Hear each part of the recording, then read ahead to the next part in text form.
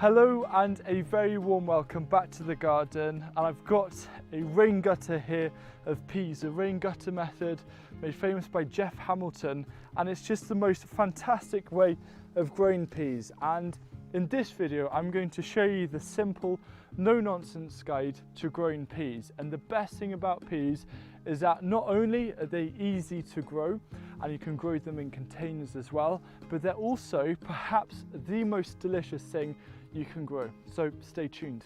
The first thing you need to do when growing peas is to actually sow them, and you can start from March through towards the end of May, even into June if you're in a warmer area. And there are two main ways of sowing. Now personally I never sow direct into the soil because I have mice and vermin issues. So instead I either use a rain gutter method or I multi-sow them in containers like this. Around 2, 3, possibly even 4 pea seeds per module, and let them grow. And here for the rain gutter, around 1 inch spacing, so 2.5, 3 centimetre spacings, I put a diagonal row of 3 pea seeds, and then cover pea seeds with around 2 centimetres of compost. Keep them well watered and let them grow until they get to about this stage. So they're reaching around 3 inches, so 7 centimetres in height, and these are ready to go in the ground. I love the rain gutter method because firstly, finding an old rain gutter isn't too hard, and it is perhaps the most satisfying part of the gardening year, transferring these peas into the ground, and I'm going to show you how that's done. I'm going to start by making a trench. I'm going to be using a hoe for this, but you can get by with a small spade, and you want it around the same depth as a gutter. The reason why it looks like an L shape is because I'm doing a different project. This will be done later on, where I'm going to build another frame, and the idea is that it's going to cast shade from the sun and make this a cooler area, which is going to be perfect for salads, but you'll see that in a different video. So I'll just move this slightly out of the way, and I'm happy with how this is going to be.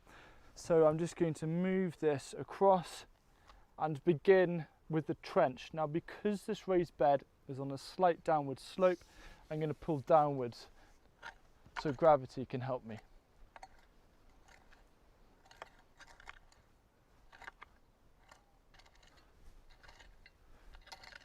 So the trench is ready, and I'm now going to place it down here, and then in theory it's going to slide out, but the easiest way to help it out is to shake it, so you can see how it's been, and we'll just tidy it up once it's finished, but you can see how it's being transplanted.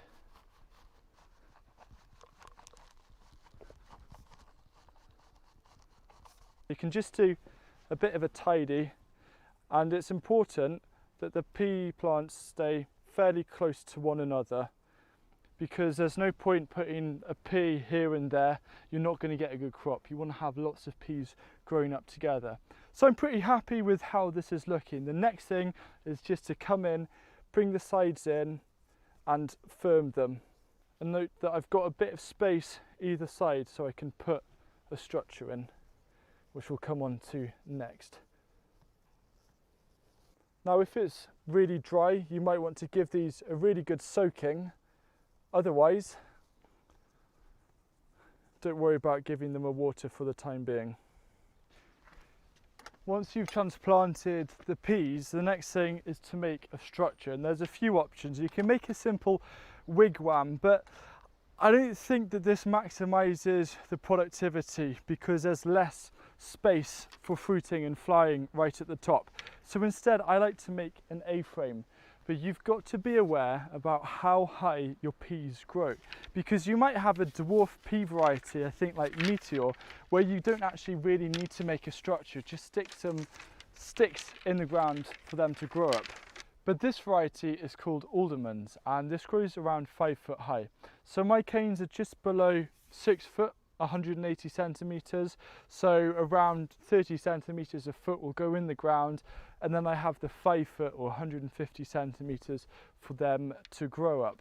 And I'm just using bamboo canes, but you can use things like hazel sticks or bits of willow, for example. Just be warned that the willow may root.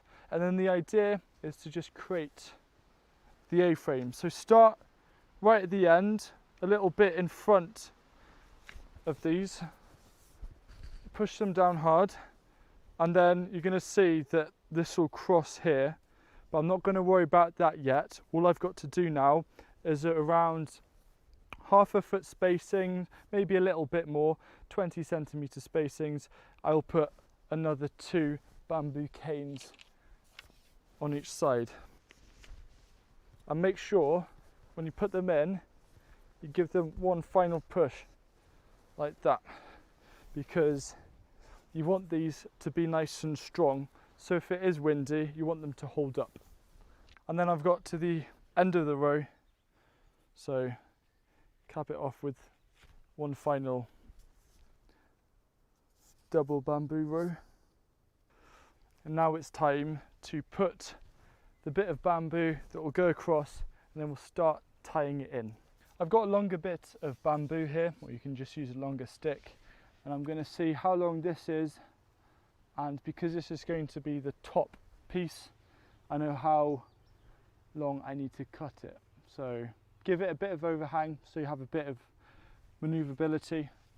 I'm going to cut it there.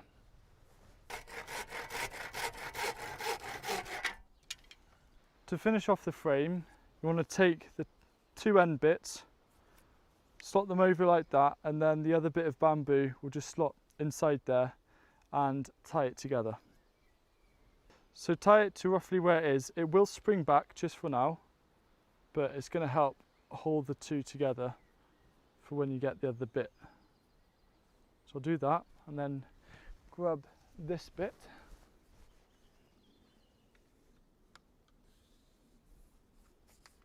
And now I'm going to tie this bit to these 2. So now what I'm going to do is crisscross and work my way down, so I can then tie the bottom end in, and then it makes tying the middle a lot easier. Like that. So I'm going to tie this and then tie the rest, and that will be the frame done. So that's that end done. Now I've just got to tie the rest. If you want to make your piece structure that extra bit more stable, you can do what we're using here for our runner beam structure. And at either ends we have 3 bits of string nailed to the side of the raised bed, and it just gives that extra bit of support. But because the runner beam structure is a lot taller and also in a more exposed location, it's important that we just give that extra bit more sturdiness. The final thing that you need to do is to help the little peas climb on and find the bamboo, and it will take a few weeks, but they'll send out little tendrils. Now the great thing about peas is that you get 2 harvests. You get pea shoots as well, and I've cut this just above one of the leaves, so it will send out a new shoot, and it tastes just like peas, and you can add it to your salads. But if you're prepared to wait around 3 months, you'll be harvesting peas from these. So this is just actually an old Christmas tree, and Christmas trees make excellent pea sticks, but you can use any kind of twig or branch. But this is just going to help the peas grow up, and then eventually they'll grow up the bamboo like this.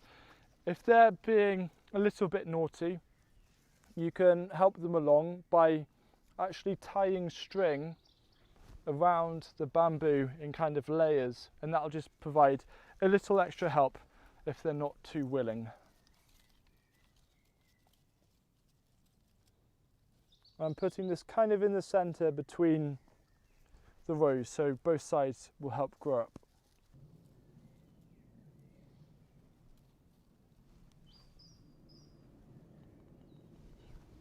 So the peas are in. The only thing you need to do now is wait just over 2 months, I'd say, from this stage to start harvesting the pods. And I've gone ahead and I have added the string just as extra support later on in the season, and it helps keep the whole frame nicely packed together.